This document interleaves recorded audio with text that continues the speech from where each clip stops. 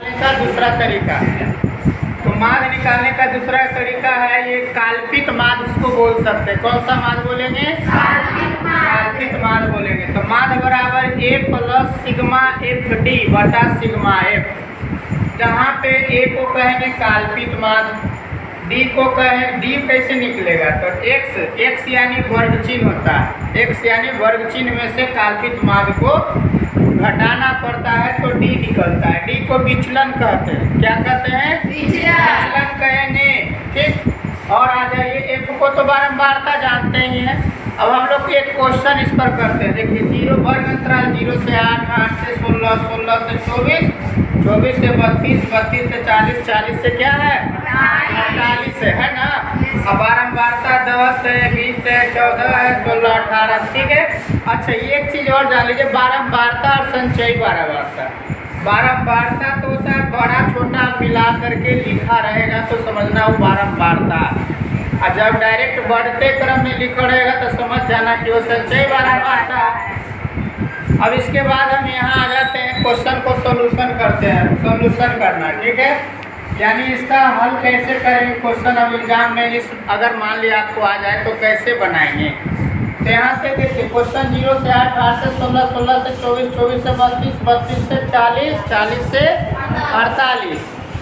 बारंबारता तो यही है। अब वर्ग चिन्ह कैसे निकालते हैं? वर्ग चिन्ह बराबर क्या फॉर्मूला बताया? उच्च सीमा प्लस निम्न सीमा बटे 8 में 0 जोड़िए, 8 के आधा 4, 16, 16 8 16, 24, 24 के आधा करेंगे तो कितना आएगा?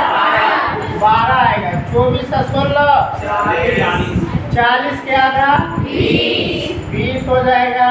32 से 24 56 के आधा 28 होता है। 40 से 32 72 के आधा 40 और 48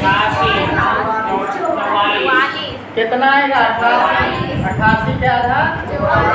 अब सबसे बड़ी बात हो गया, अब सबसे महत्वपूर्ण बात आ गया। देखिए यहाँ से ही सबसे महत्वपूर्ण चीज होगा। आप तो यहाँ तक सब जानते ही थे पहले भी, मगर अब सबसे बात यहाँ आ जाएगा कि हमको काल्पित माद मानना किसको है।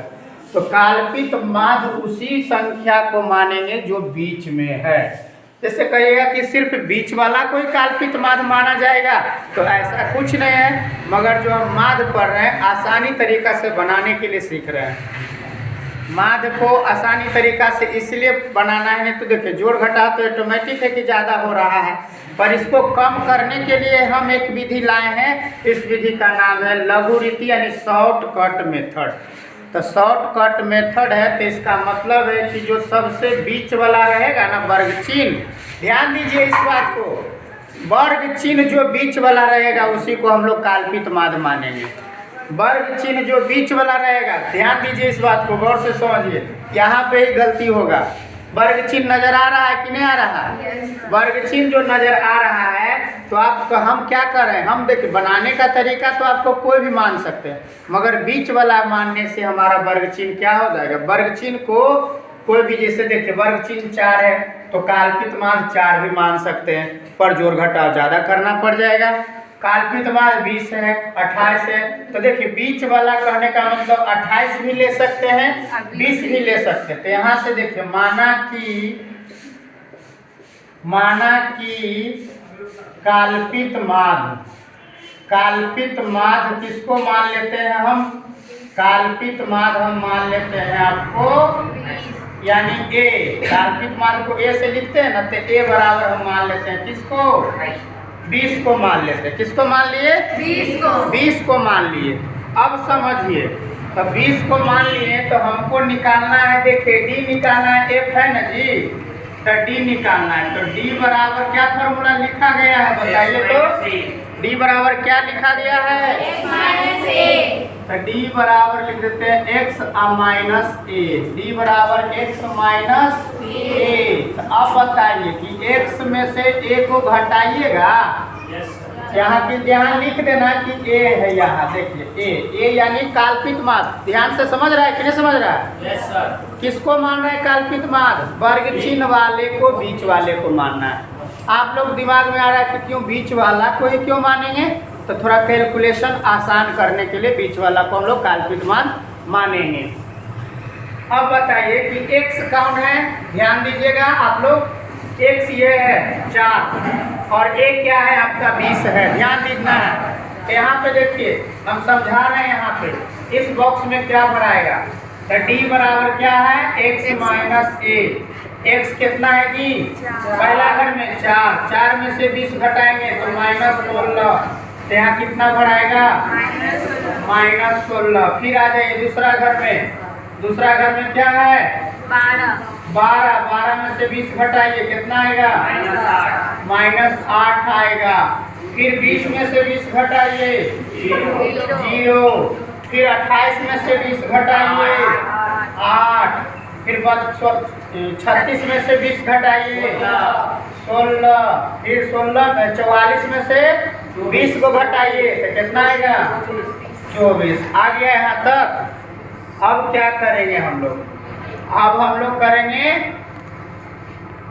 यहाँ तक आ गया, तो यहाँ पे f है कि नहीं फॉर्मूला में, f गुने d करिए, f है आपके पास, f कितना है 10, तो यहाँ पे लिख सकते हैं f गुने d, एक बॉक्स और बनेगा f गुने d का, f गुने d का बनेगा ना। यहाँ पे मान लेते हैं काल्पित माध्य यानी a बराबर क्या मान लें b, ठीक है। तो देखिएगा तो 16 गुने 10 करिए तो -16 गुने 10 माइनस कितना हो जाएगा 160, और ये 8 है और 20 है, 60 से -160, ठीक है। 0 गुने 14 0, 8 गुने 16 28 से 128, 16 गुने 18, 16 गुने 18 कितना होगा क्या बताएगा, 16 गुने 18 करेंगे तो कितना आ जाएगा, नहीं आ रहा है देखिए 16 गुने 18 6 का टोटल से 108 और 18 हो जाएगा, यानी यहाँ पे आप कह सकते हैं कि मेरा कितना हो गया 288 हो गया। अब 24 गुने 22 करना है, 24 गुने 22 करेंगे तो कितना आएगा 528 आएगा, यस सर, चलिए 528 आएगा। अब ध्यान दीजिएगा कि ये दोनों के जोड़े माइनस माइनस जुड़ जाएगा तो ये आ जाएगा -320 आएगा ना, अभी समझने के लिए 8 8 8 8 की आई, 24 के 4 बाकी 2, 8 2 10 2 12 2 14 के 4 बाकी 1, 5 2 7 1 8 1 9। तो देखिए ये प्लस वाला है और वो क्या है तो यहाँ -300 क्या घटेगा 20 घटेगा, तो 4 के 4 2 है 624, यानी सिग्मा f/d आ गया हमको कितना, प्लस में कि माइनस में, प्लस में 600 कितना आ गया 624 प्लस में आ गया। इस बात को ध्यान दीजिए कि कैसे आ गया 624, यहाँ सिग्मा क्या है सिग्मा f/d, और ये देखिए कैलकुलेशन हो गया ना, -160 -160 -320 128 288 528 जोड़े तो 944 में 320 घटाया था आ गया हमको कितना 624 आ गया। और हमारा किसको जोड़ना था सिग्मा f को जोड़ना है, तो ये कितना आ जाएगा जोड़ने पर 100 आ जाएगा, तो 100 आ गया, लिख लीजिए देखिए, हाँ तो 100 आएगा। अब फॉर्मूला पर ये सब मिटा देते हैं, ये सब हटा देते हैं, ठीक। देखिए अब फार्मूला क्या लगाना है, काल्पित माध्य बराबर क्या लगाना है फार्मूला, तो जो है वही फार्मूला यूज करेंगे, इन्हें कि दूसरा नहीं यूज करेंगे। देखिए इसको मिटाते हैं, समझना है कि बच गया। चलिए देखिए लास्ट देखिए अभी पहले सवाल, तो माध्य बराबर कौन विधि से बता रहे हैं, log a plus sigma f/d बटे सिग्मा f। a का मान कितना है आपके पास 20, तो 20 रख दीजिए प्लस सिग्मा f/d का मान कितना है 624 बटे 100।